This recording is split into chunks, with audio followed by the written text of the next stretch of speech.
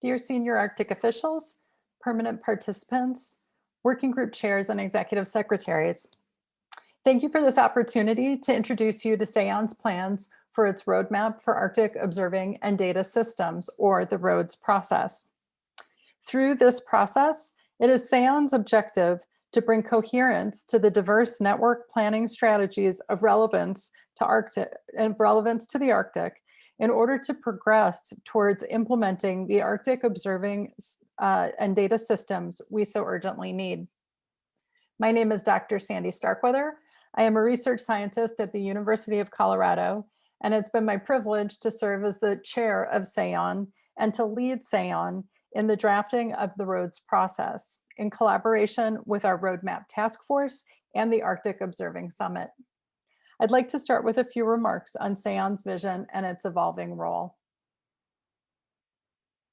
Sustaining Arctic observing networks. Many on this body are familiar with the vision that gave rise to the Sustaining Arctic Observing Networks initiative, where it was recognized that we needed a capacity to unite and lead the many diverse actors engaged in Arctic observing and data systems in order to develop a robust, integrated pan-Arctic capacity to support local, regional, and global needs. As you are likewise aware, SAON's mandate stems both from this body and from the International Arctic Science Committee since the signing of the Nuuk Declaration. What has emerged in the last few years and is worth underlining is that SAON's vision and mandate has been reinforced also from more grassroots efforts like the biannual Arctic Observing Summit, which draws more than 300 participants from diverse, mostly non-governmental backgrounds. The AOS has called on SAON to play a more active role in consolidating plans for the implementation of the needed system. Most recently, the Arctic Science Ministerial has also pointed to SAON as a critical capacity and further directed SAON to play a more active role in moving from the design to the implementation of the system.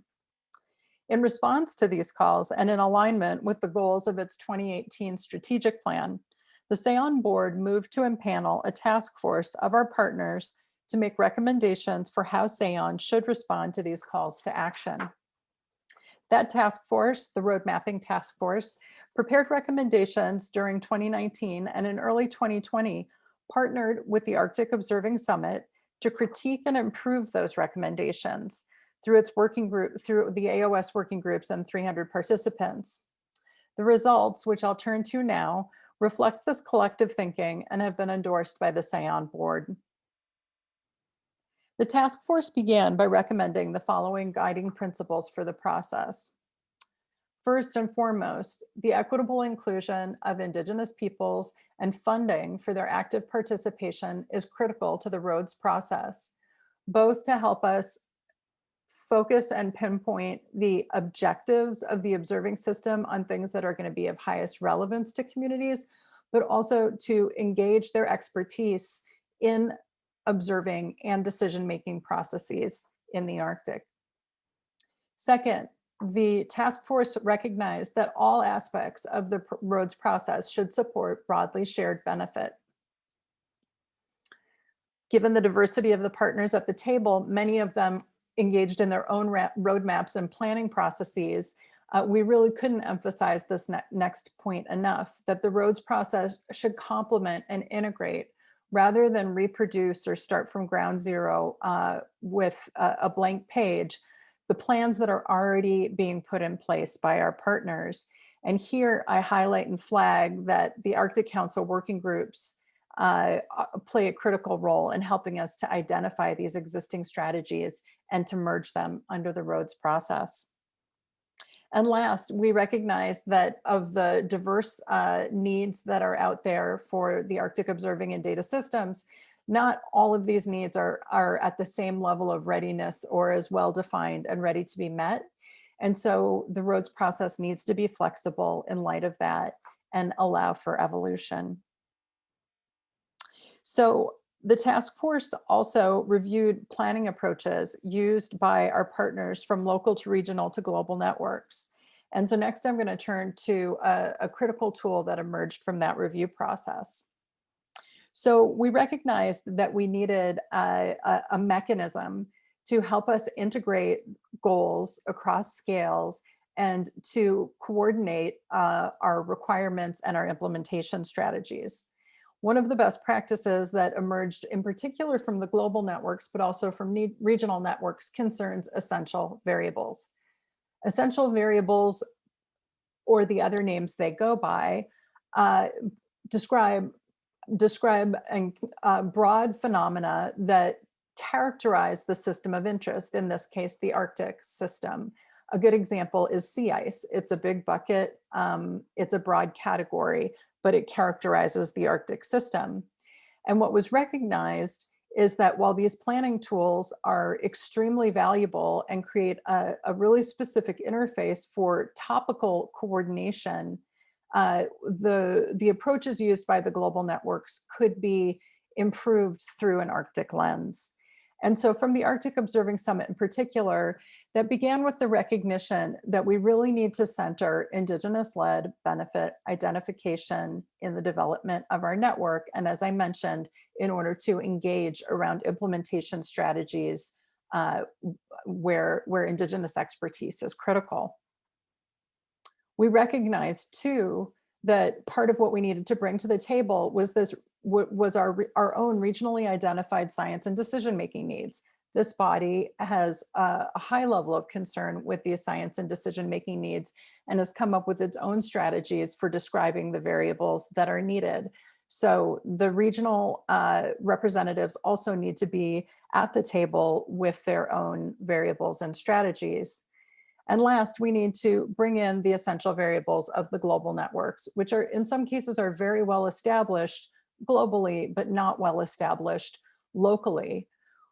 We recognized that what we really needed to create for planning the roads process is something closer to what we would describe as a shared Arctic variable, where at least two, if not all three of these kinds of bodies are at the table to identify under these to first identify what these broad categories are that we should be prioritizing, be it sea ice, be it other aspects of the system, but then to step through the process of assessing what the impacts of the variable will be on societal benefit, identifying how we translate that societal benefit into requirements for the observing system, and last, identifying the implementation strategies that are going to take those requirements into specific actions for the observing system. So I'll close by just recapping why we need a tool like this at a time like this. We know that Arctic change and the evidence of Arctic change is unprecedented, and that observations and the data from those observations inform our actions in the face of these changes. Currently, systemic challenges are impeding our progress on planning and implementing the observing network and deriving the value that we could from it. SAON's been given a mandate to facilitate in this space, both from bodies like the Arctic Council, but also from the grassroots direction like the Arctic Observing Summit. Roads is the tool that we need. Our next steps in establishing the roads process include establishing an advisory panel and inviting partnership through expert panels that we envision will work on these shared Arctic variables. We are actively developing an engagement strategy, and we have two very large, currently funded or soon to be funded pilot efforts in the pipeline to serve to test the process. And then we're also actively pursuing funding to support the establishment of the Roads Advisory Panel that will oversee this process, and critically to fund Indigenous engagement in the process. So I'd like to thank you for your attention to SAON and the roads process. I'd like to acknowledge the members of the road mapping task force who are written on this slide for their contributions. And I would encourage you to please contact us for further information on how you can engage in the roads process. Thank you.